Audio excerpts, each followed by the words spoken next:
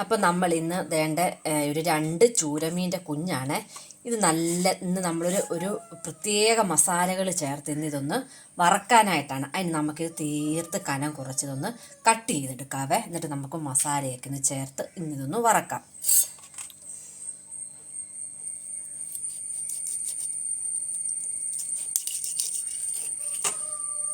തീർത്ത് കനം കുറച്ചാൽ നമുക്കത് നല്ല അകം പുറം മൂത്ത് നല്ല പോലെ കിട്ടും. അതുകൊണ്ട് ഞാൻ ഈ ഒരു കനത്തിലാണ് മുറിച്ചെടുക്കുന്നത്.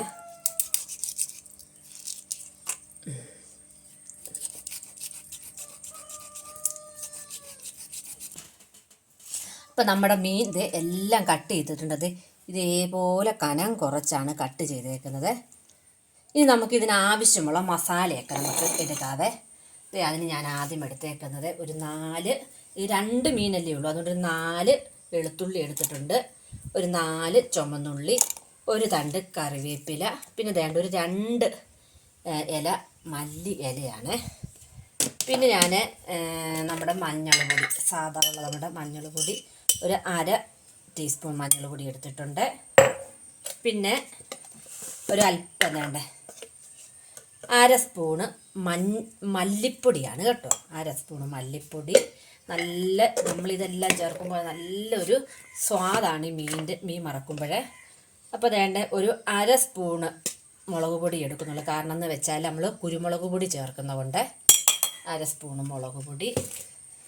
പിന്നെ ഒരല്പം ഒരു 1/2 ടീസ്പൂൺ കണക്കാക്കി ഇപ്പം ഗരം മസാലപ്പൊടി ഇട്ട് കൊടുക്കുന്നുണ്ട്. പിന്നെ നമ്മൾ ആവശ്യത്തിനുള്ള കുരുമുളക് ഏറ്റവും നല്ലതാണ് വറക്കുന്ന മീൻ. അത് ഞാനൊരു 1/2 സ്പൂൺ ഞാൻ ഇടുന്നുള്ളേ. പിന്നെ നമുക്ക് നമ്മുടെ ഇഞ്ചി ഞാൻ അരച്ച് വെച്ചേക്കുന്നതാണ്. 1/2 സ്പൂണ് ഇഞ്ചി പേസ്റ്റാണ്. ഇനി നമുക്ക് ആവശ്യത്തിനുള്ള ഉപ്പ് കൂടെ, നമ്മുടെ ഈ മീനുള്ള ഉപ്പ്, ഞാൻ ഉപ്പ് കല്ലാണ് ഇടുന്നത്. ഉപ്പ് കൂടെ ചേർത്തിട്ടുണ്ട്.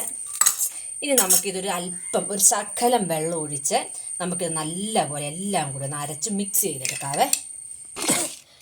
നമ്മുടെ അരച്ച് എല്ലാം എടുത്തിട്ടുണ്ട്. ഇനി നമുക്ക് നമ്മുടെ ഈ മീനിനകത്തോട്ട് അത് നമുക്ക് ഇട്ട് കൊടുക്കാം.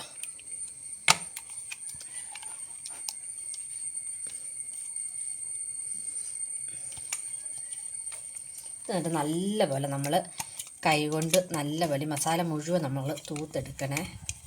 സീഡ് ജാറിൽ നിന്നൊക്കെ എടുക്കാൻ വലിയ പാടാ. ഇനി നമുക്ക് ഒരല്പം ഞാൻ ഒരു ശകലം വെളിച്ചെണ്ണ ഒഴിച്ചു കൊടുക്കുന്നുണ്ട്.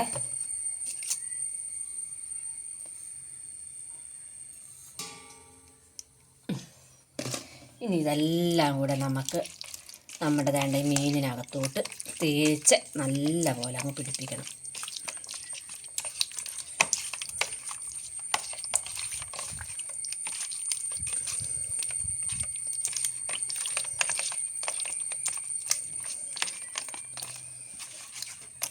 അപ്പോൾ നമ്മുടെ മസാലയെല്ലാം നല്ല പോലെ പുരണ്ടിട്ടുണ്ട്. ഇനി നമുക്കിതൊരു 20 മിനിറ്റ് ഞാൻ ഫ്രിഡ്ജിലോട്ട് വെക്കുവാണ് കേട്ടോ. എന്നിട്ട് നമുക്കിത് വറക്കാം. അപ്പം നമ്മുടെ തവ ചൂടായിട്ടുണ്ട് കേട്ടോ. ഇനി നമുക്ക് ആവശ്യമുള്ള എണ്ണ ഒഴിച്ചു കൊടുക്കാം.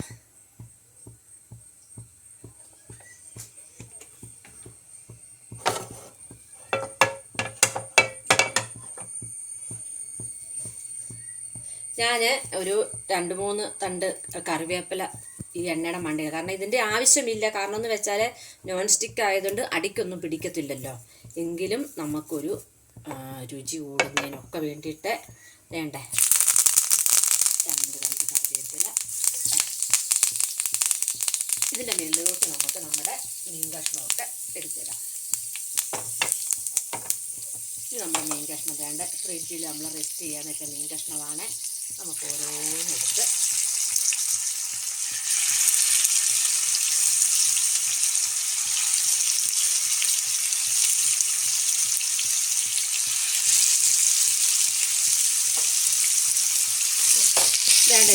നമുക്ക് ഇതിൻ്റെ 2 പനിഞ്ഞിലുണ്ടായിരുന്നു കേട്ടോ. അതും കൂടി നമുക്ക് ആ സൈഡിലോട്ടങ്ങ് ഇട്ട് കൊടുത്തേക്കാം.